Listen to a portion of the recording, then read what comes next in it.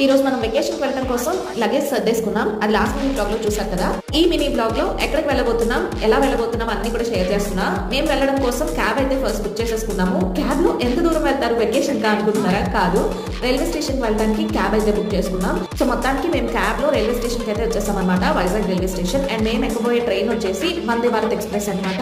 ఇప్పుడు ఉన్న ట్రైన్స్ అన్నిట్లో ద మోస్ట్ ఫేవరెట్ ట్రైన్ ఇది నాకు. సో ఇందుకు ఎక్కడికి వెళ్తున్నాం ఏంటి అంటే, మేము హైదరాబాద్ అయితే వెళ్ళబోతున్నాం వందే భారత్ ఎక్స్ప్రెస్ లో.